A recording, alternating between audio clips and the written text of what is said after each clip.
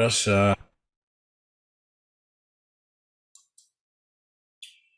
Okay, good morning, everyone. Once again, good to see every one of you, and let's clear our minds and our emotional body and allow ourselves to just be here now and absorb whatever moments of truth that Spirit has ready to reveal to us.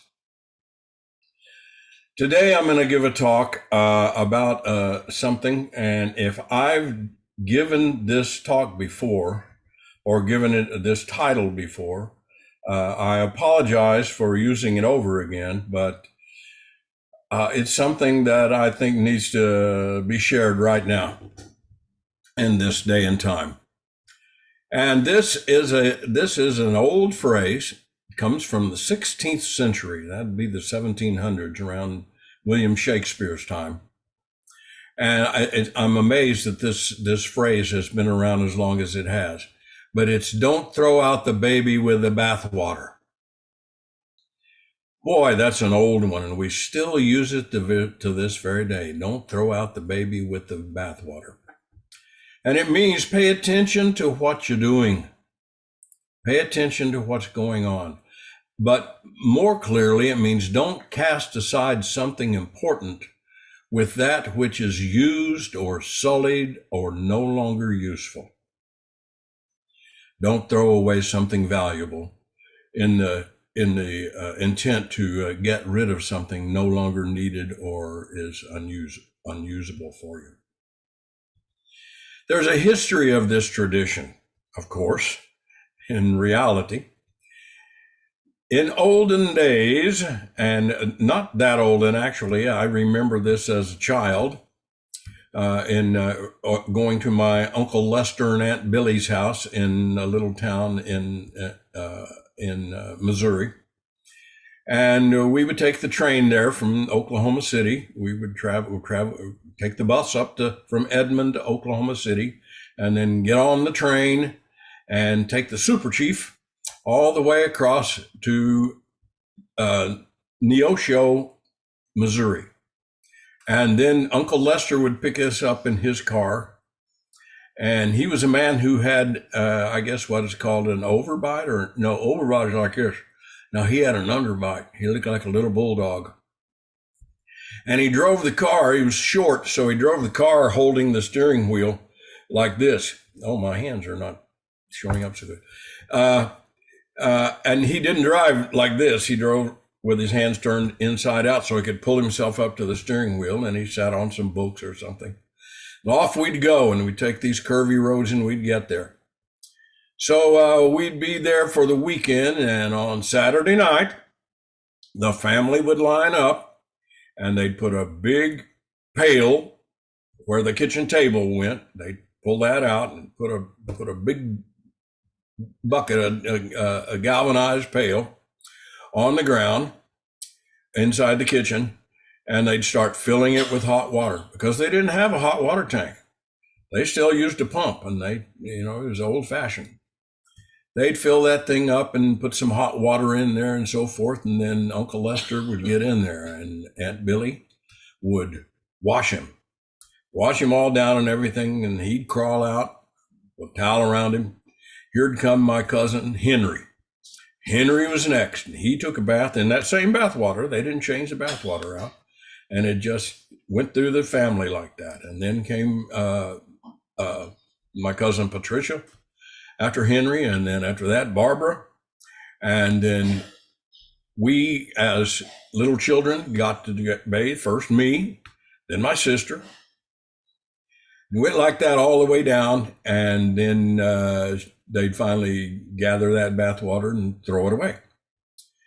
Well, they were still doing that, and this was in the 1950s. This has been going on since who knows how long, but the phrase comes along from the 16th century, the 1700s. The man first in the family, then the eldest child to the youngest child, and lastly, the baby, if they had a baby. And in those days, there usually was always a baby running around somewhere. And then they would dispose of the used water. And the idea is it was a joke. Don't throw the baby out with the bathwater, because the bathwater was so dirty and grimy and filthy gray looking that you could barely see the baby in the water, and they didn't want to lose that baby, and so they made a joke about it. It was strictly a joke, but that's the way it was described in those days.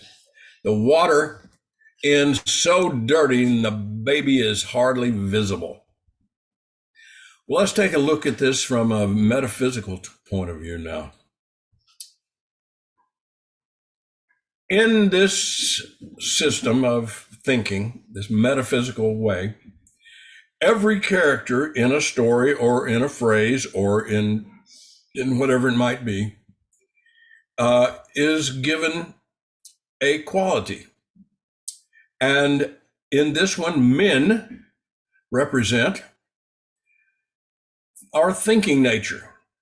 And the oldest man in the family, or the eldest, the one who had absorbed enough grime, as it were, from out working in the fields or working in the coal mines or whatever it might be, he got washed first because he was the one that had the most grime on him. In this system, this metaphysical interpretation system, men represent our thinking nature, and this man would represent our capital belief system, that belief system which is the strongest within us, the one that covers almost everything about us, so that everything that occurs has to go through this belief system first. And of course, the mixed nature of the world around us allows us not only to absorb good things, but it absorbs also things that are unusable, bad, whatever we might describe it as, things that are of a negative nature. These have to be washed off. As they are washed off, then that belief system becomes more clear, more usable, once again, more fully present. Next would come the young men. The young men in this interpretation are the interpretations that our belief system has created about the outside world. So here we are, we have a belief system, and within this belief system, we have these ideas or these completions that we come to about the outside world. That's why we'll say, aha, I knew it. I knew that was true. That falls right into my belief system. And therefore, whatever we see in the outside world, we determine it whether it is good, bad, or indifferent. This gets washed off next. Once that is clear, then come the younger children. The younger children represent our mixed thoughts and feelings, because they are both men and women, boys and girls. And now we are talking about feelings, because feminine represents our feeling nature in interpretation, metaphysical interpretation. So we've got thoughts and feelings that are of a mixed nature. Some good, some bad, some indifferent, all sorts of things. We carry these with us as well. And they are below our overall belief system and those things which we use to interpret the outer belief system. These younger children, these mixed thoughts and feelings get washed off next. Finally, we come to the baby. The baby represents always, in metaphysical interpretation, innocence. That innocent nature within us. You might call it the soul. You might call it whatever you wish to describe that inside each and every one of us that is innocent and basically untouched by all this, but still gets exposed to it at a very, very early time. Then we're talking about the bath water. The bath water also has to be interpreted. Emily Cady, in her book called Talks on Truth, describes water pouring into a cup that is clogged inside with all sorts of little nasty, dirty things. We can pour out all those things at once and think we have cleared ourselves. But just like in the nature of the belief system, there are still those things which are hanging on inside. So we pour pure water, we pour pure spirit into this glass, and it starts allowing ourselves to let go of all the things that are still clinging to the inside, which are of a sullied nature. Now, she calls this idea of pouring spirit once again into the vessel of the human person chemicalization. She says the two things strike one another and eventually start, if enough spirit is poured in once again, it eventually removes all of these things. And you've seen the same thing happen as you carry your teacup or your coffee cup or your chocolate milk cup or whatever it might be over to clean it out first before you put it in the dishwasher to clear out as much as possible. You realize that some things, little rings of coffee and cream or whatever it might be, cling to the inside. And it takes some serious water going inside before these things are finally released. This book that she wrote, Talks on Truth, was a book that was desired by Charles and Myrtle Fillmore to help people understand how metaphysical interpretation actually works. This idea of chemicalization occurs within each one of us. We think we are good. I got it figured out. I've decided to turn my life over to spirit and think of only spirit. Oh, good. I'm clean again.